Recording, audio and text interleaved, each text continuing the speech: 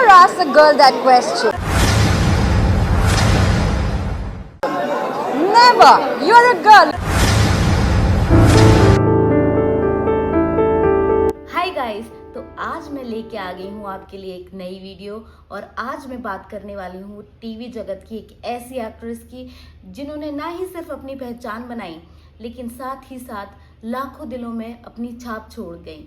जी हाँ, Jennifer Winget, जो सिर्फ टैलेंटेड ही नहीं लेकिन लाखों लेडीज के लिए इंस्पिरेशन भी है। And talking to you nicely doesn't mean that you can say whatever you want. Both of us were not ready. I hate this person, and because of इस ईयर 1995 में उन्होंने एक मूवी की, अकेले हम अकेले तुम, जिसमें उन्होंने एक चाइल्ड आर्टिस्ट का रोल अदा किया।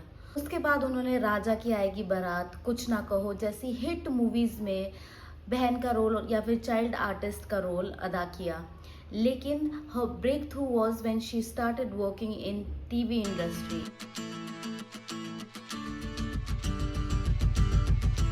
गाइस, जेनिफर ने अपना टीवी डेब्यू किया शाकालाका बूम बूम के साथ। तो शाकालाका बूम बूम 90s के किड अगर आप हो तो आपको याद ही होगा शाकालाका बूम बूम, और उसमें जेनिफर का रोल भी बहुत अच्छे से याद होगा। जेनिफर उससे इतनी ज़्यादा फेमस की नहीं हुई क्योंकि उसका थोड़ा साइड रोल ही था। उसके बाद उन्होंने किया कसौटी ज़िंदगी की, उसमें उन्होंने किया था स्नेहा का रोल, वो भी काफ़ी ज़्यादा फेमस हुआ। उसके बाद उन्होंने और भी काफ़ी ज़्यादा टीवी सीरियल्स किए, जैसे सनम और क्या होगा निम्मो का, ऐसे काफ़ी सारे सीरियल्स उन्होंने किए। लेकिन उनको जो फेम मिला वो था दिल मिल गए, जहाँ से उनको काफ़ी ज़्यादा फेम मिला। उन्होंने इस शो में डॉक्टर रिद्धिमा का किरदार निभाया। उस वक्त का ये टीनेजर्स का और जो अडल्ट्स होने लगे थे उन लोगों का फेवरेट शो हुआ करता था, और जेनिफर पे हर एक लड़के को क्रश था। उस वक्त इतना ज़्यादा क्रेज था जेनिफर का। लेकिन गाइस, सिर्फ यही नहीं था, ये तो सिर्फ शुरुआत थी। उनको असली रियल स्टारडम मिला सरस्वती चंद्र से।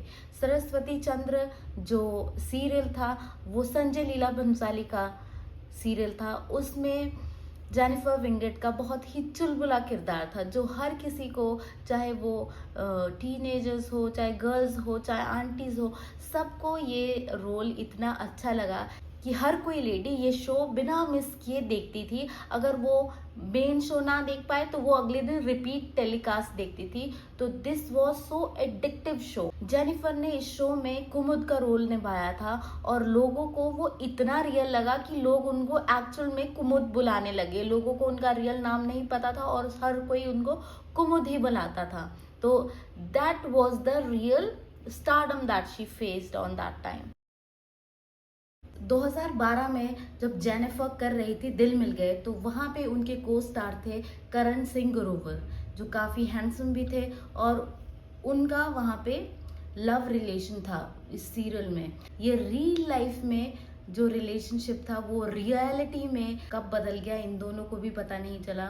जहाँ पे करण सिंह ग्रोवर ऑलरेडी मैरिड थे, उन्होंने अपनी फर्स्ट वाइफ को छोड़ा और वो रिलेशनशिप में आए जेनिफर के साथ। तो ये लोग इतने प्यार में थे कि उस वक्त की मीडिया इंटरेक्शंस होती थी, उसमें इनकी जो लव एंगल था वो इतना ज़्यादा एविडेंट था कि हर कोई उनको पसंद भी करने लगा था। अब जैसे अभी के टाइम पे भी होता है, अगर कोई कपल्स है, अगर ऑडियंस उनको पसंद करने लगती हैं तो उनके बीच में भी थोड़ा बहुत कुछ होने लगता है। तो करण ने अपनी पहली वाइफ को डिवोर्स दिया और वो रिलेशनशिप में आ गए जेनिफर के साथ। कुछ टाइम बाद इन दोनों ने शादी भी की। शादी में ये काफ़ी साल तक रहे, खुशी खुशी रहे। जितनी भी इनकी मीडिया इंटरेक्शन होती थी, हर कोई इनके फैन हो गए थे। जो कपल फैंस होते हैं वो बहुत ज़्यादा लोग बन गए थे इनके। सब चीज़ें बहुत ही अच्छी चल रही थी, लेकिन सब कुछ अच्छा चल रहा था। लेकिन 2014 में करण सिंह ग्रोवर को एक बॉलीवुड मूवी का ऑफर हुआ, जिसमें उनके ऑपोजिट बिपाशा बासु थी। और बिपाशा बासु के साथ एक्टिंग करते करते वो कब रियल लाइफ में उनके साथ रिलेशन में आ गए उन्हें पता ही नहीं चला। 2014 में ही ये रूमर्स मीडिया में फैलने लगे कि करण और जेनिफर का डिवोर्स होने वाला है, जिनको सुन के हर कोई बहुत ज़्यादा शॉक था।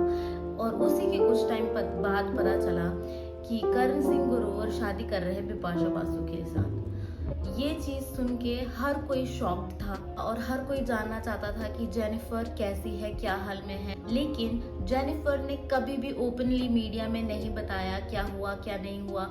अगर कभी भी उनसे पूछा गया उन लोगों के बारे में, उन्होंने हमेशा वेल विशेस ही दी। उन्होंने कभी भी करण के बारे में बुरा नहीं बोला। लेकिन उनका दर्द इस चीज़ से साफ झलकता था कि उन्होंने पूरे 1 साल से ज़्यादा का ब्रेक लिया। I hope you will relate a girl who is deeply in love with a person और उनका ब्रेकअप होता है, ब्रेकअप भी नहीं डिवोर्स होता है, तो वो किस चीज़ से गो थ्रू कर रही थी। तो उन्होंने कम से कम 1-1.5 साल का ब्रेक लिया। आई कैन इमेजिन ये टाइम उनके लिए बहुत ही ज़्यादा चैलेंजिंग होगा। लेकिन जैसा कि कहते हैं, अगर भगवान एक रास्ता बंद करता है तो दूसरा रास्ता ज़रूर खोल देता है। जेनिफर विंगेट ने 1-1.5 साल के बाद एक धमाकेदार कमबैक किया, एक बहुत ही बेहतरीन शो के साथ, बेहद के साथ।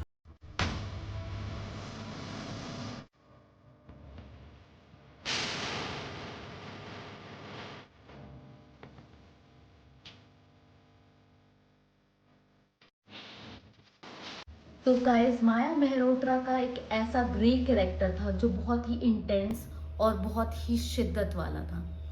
लोगों के होश उड़ गए माया के इस कैरेक्टर को देख के, क्योंकि जेनिफर का ये कैरेक्टर उन पहले जितने भी कैरेक्टर्स उन्होंने फिल्मों में या टीवी सीरियल्स में निभाए थे, उनका एकदम ऑपोजिट था। तो ये शो उनके लिए एक शो स्टॉपर हो गया। इससे उनका करियर स्काई रॉकेट हो गया। इस शो में उनका जो रोल था वो इतना इंटेंस था कि आपको लगेगा नहीं कि ये विलन है, आपको विलन के ऊपर सिंपैथी होगी। So this role was very deep and intense. जब ये शो एंड हुआ, उसमें जब जो हमारी विलन थी, आई मीन माया, उनका एंड हुआ, हर कोई खुश होता है विलन के खात्मे से, लेकिन यहाँ पे हर कोई रोया। तो ये शो इतना हिट था, अब इसका सेकेंड पार्ट तो आना बनता था। तो इसका सेकेंड पार्ट आया बेपनाह। तो ये भी जो शो था वो भी इतना ही रोलर कोस्टर था।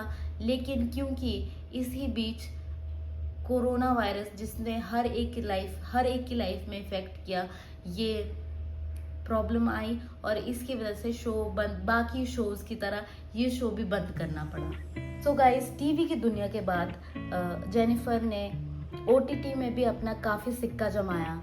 OTT में वेब सीरीज में उन्होंने एक सीरीज की कोड एम, जिसमें उन्होंने एक आर्मी लॉयर का किरदार निभाया, मेजर मोनिका, और उसमें भी उन्होंने काफ़ी अच्छा और थ्रिल्ड रोल अदा किया, जिसको हर एक ने बहुत पसंद किया। अब रिसेंटली उनका एक नया शो राय सिंघानी वर्सेस राय सिंघानी सोनी लिव पे चल रहा है, जो कि अभी काफ़ी अच्छा चल रहा है। रिसेंटली उनका यही शो चल रहा है और सुनने में आया है रिसेंटली उनका एक और शो आने वाला है नेटफ्लिक्स में, जो परिणीति चोपड़ा के साथ फिल्माया जाएगा। गाइस, जेनिफर ने ये चीज़ तो प्रूव की है कि अगर आप में पैशन हो तो मैटर नहीं करता कि कौन से प्लेटफॉर्म में हो, आप हर जगह अपना सिक्का जमा ही लेते हो। तो गाइस, हाँ, आखिर में जाते जाते मैं आपको कुछ इंटरेस्टिंग फैक्ट्स बताती हूँ जेनिफर के बारे में। तो गाइस, क्या आप जानते हैं जेनिफर विंगेट का फेवरेट कलर वाइट है और उनका वार्डरोब आधे से ज़्यादा वाइट कलर के कपड़ों से ही बना था।